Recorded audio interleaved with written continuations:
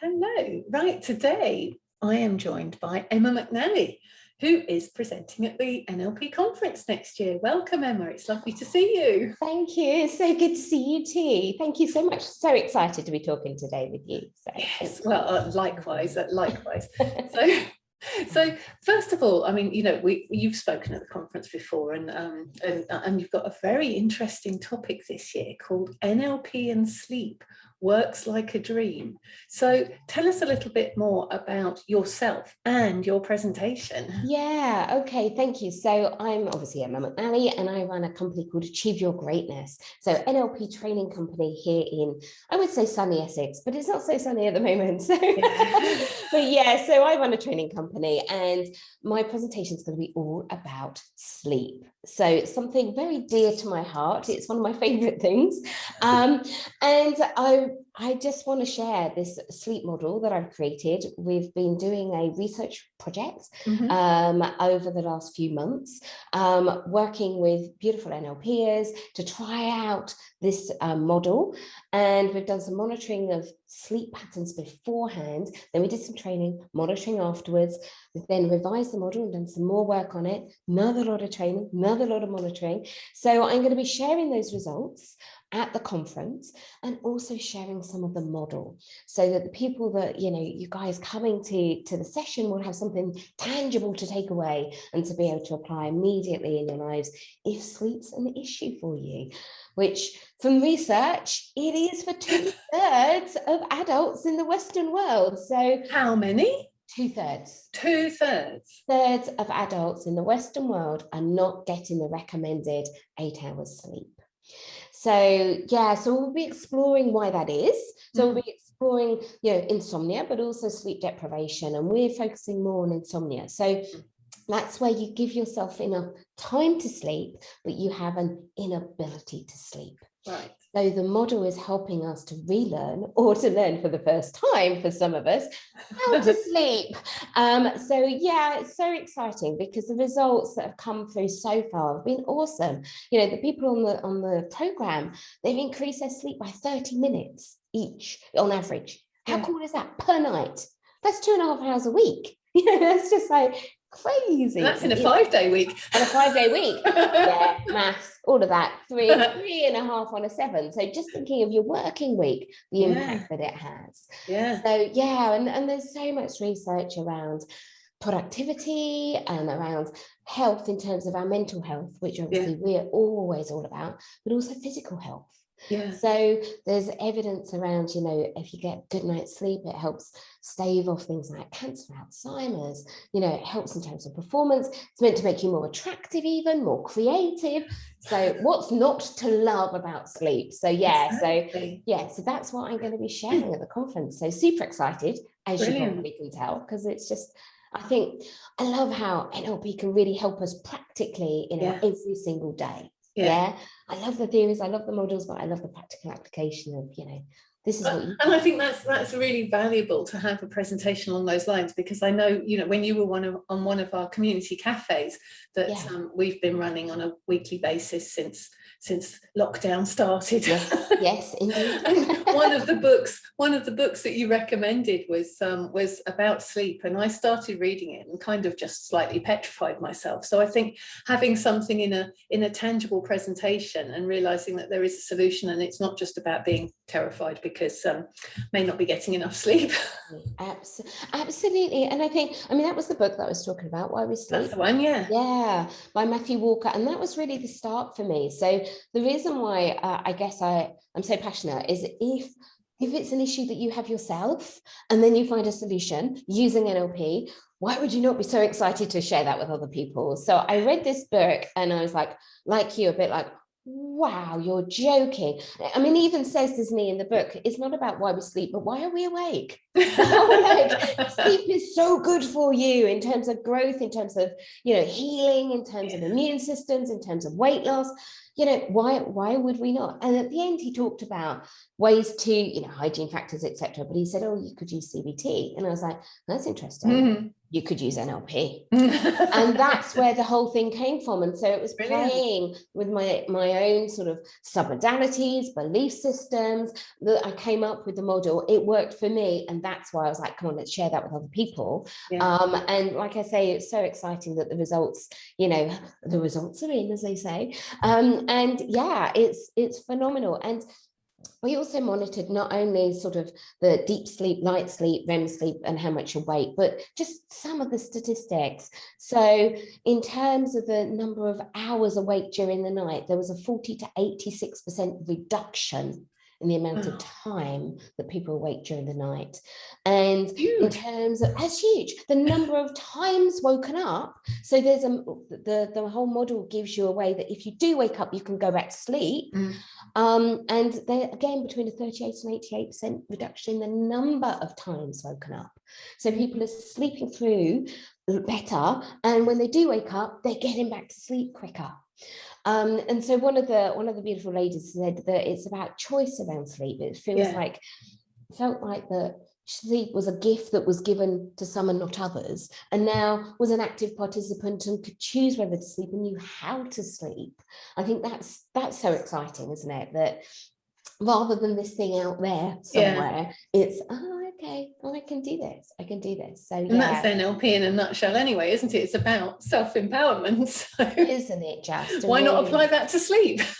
Absolutely. And I think that's why it becomes really interesting that when you think about NLP, we apply it to things, like, I don't know, losing weight or all of this sort of thing. But actually the sleep part, sometimes we think, well, that's either you can or can't, whereas actually to learn that we have choice, I think is so important. So so super excited. So it's all good stuff. So you've already alluded to something, but so what will delegates take away from your session? Yeah, okay. So they will obviously learn about the importance of sleep, obviously learn about also what's happening in your brain when you wake up. I think sometimes just an awareness and understanding of what's happening is really important. So that whole understanding of what's going on in terms of the thalamus and all of this sort of thing. And then I'm going to share the model itself is quite a long, so I'm not going to be able to go through the whole day and a half, but it's taken us a day and a half with practitioners, with NLPers, so it's about 3 days for a non. What they will get though is snippets of that model that they can learn. They will practice. We'll do a demonstration. You'll be able to play with it in breakout rooms, and then be able to take that away and apply it. So if you're one of these people that either struggle to get to sleep, or they wake up during the night and then struggle to get back to sleep, or wake up super early and want to get back to sleep, they'll have something they can use that they can start to play with straight away. So so that's really exciting. Definitely. So is there anything that delegates can do beforehand to give them a deeper experience of your session? Okay, so they obviously, they can obviously read the book if they're interested in Matthew Walker, Why We Sleep. So that's an interesting sort of, just to understand why it's so important, what it's all about. So they could do that. In terms of getting ready for the session, I really suggest they wear something comfortable and find a really comfortable place to sit. Okay. Or lie. It's probably the only one at conference that it's like, feel free to turn up in your PJs.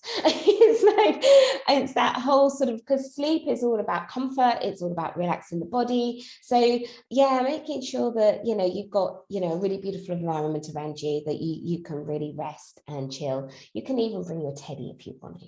You can bring your teddy. I have mine ready. But very much making sure that they're ready from that perspective. Everything else, they can just turn up. Okay, just turn up, experiencing, they're going to learn and be able to take stuff away straight away to apply. So being in that really beautiful chilled kind of space and having the environment around that supports them.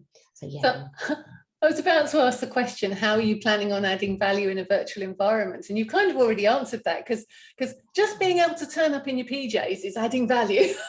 Absolutely. And I think this is where, if this was live conference, firstly, PJs may have been looked upon in a different way, shall we say. Yeah, the hotel may have frowned upon that. The hotel may have frowned upon. Yeah, as we all rock up in our onesies. But this whole idea of like, you know, sitting in a conference in an upright chair, that's not going to be conducive to getting into the state of sleep. So being able to be in your own environment, being able to be relaxed, and also the breakout rooms, the privacy of a breakout room, especially when you're going to be doing some stuff around, you know, helping you to get into that state ready to sleep, I think is really great, because you're not then hearing what next door's doing or whatever. You really have that privacy. So so I think also you can listen back. Okay, that's the thing. Oh my goodness, to have it recorded so that if, for example, you fall asleep halfway through, and that is allowed, people, that is allowed. If you fall asleep halfway through, you can then listen again. And because I'll be doing a demonstration, you can listen to that demonstration, apply it to yourself. So absolutely, I think that's just, that's going to be awesome for people. Brilliant. Cool. So I mean, as I said at the beginning, you've spoken at the real conference, the in-person conference. This is still a real conference. It is. It's just a virtual real conference. Virtual real.